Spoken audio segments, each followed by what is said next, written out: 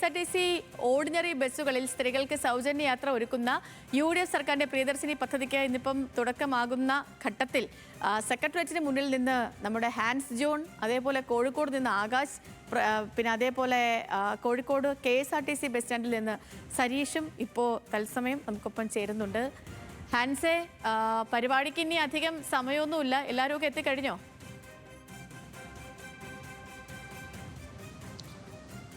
Sethu, good morning. ഇവിടെ ഈ secretariat പരിസരത്തേക്ക് ആരും എത്തിച്ചേർന്നിട്ടില്ല. അവർ എല്ലാവരും അല്പസമയത്തിനകം തന്നെ ഈ പ്രവർത്തകരടക്കം എത്തിച്ചേരുമെന്നാണ് നമുക്ക് അറിയാൻ കഴിയുന്നത്. കാരണം 9 മണിയോടുകൂടിയായിരിക്കും ഈ തമ്പാനൂർ ബസ് സ്റ്റാൻഡിൽ ക്രമീകരിച്ചിരിക്കുന്ന സ്റ്റേജിൽ നിന്ന് ഉദ്ഘാടന ചടങ്ങുകൾ കഴിഞ്ഞ് ഈ ബസ് യാത്ര തിരിക്കുക.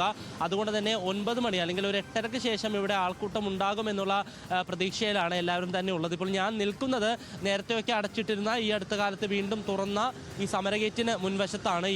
ഇവിടെ കൂടെയാണ് ഈ KSRTC ബസ്, ഈ ഉദ്ഘാടന പദ്ധതിയുടെ ഭാഗമായിട്ടുള്ള ഈ KSRTC ബസ് അകത്തേക്ക് പ്രവേശിക്കുക. ഈ സമരഗേറ്റ് വഴി അകത്തേക്ക് എത്തുന്ന KSRTC ബസ് നേരെ ദർബാർ ഹാളിലേക്ക്, നമ്മൾ ഈ കാണുന്ന ദൃശ്യങ്ങളിൽ കാണുന്ന ദർബാർ ഹാളിൻ്റെ ഭാഗത്തേക്ക് പോകും. അവിടെ നിർത്തും. അതിനുശേഷമായിരിക്കും അവിടെ വെച്ച് മന്ത്രിമാർ പിന്നീട് മാധ്യമങ്ങൾക്ക് പ്രതികരണങ്ങളൊക്കെ നൽകി അതിനുശേഷം ഓഫീസുകളിലേക്ക് പോകുക. നിലവിൽ അങ്ങനെയാണ് ക്രമീകരിച്ചിരിക്കുന്നത്. നിലവിലെ സാഹചര്യത്തിൽ ഇപ്പോൾ നമുക്ക് അകത്തേക്ക് പ്രവേശിക്കാനുള്ള ഒരു വിലക്കുണ്ട്. അവർക്ക് ഏതെങ്കിലും തരത്തിലുള്ള ഇൻഫർമേഷൻ സർക്കാരിൻ്റെ ഭാഗത്തുനിന്നോ അല്ലെങ്കിൽ സെക്രട്ടറിയുടെ ഭാഗത്തുനിന്നോ സുരക്ഷാ ഉദ്യോഗസ്ഥർക്ക് ലഭിച്ചിട്ടില്ല.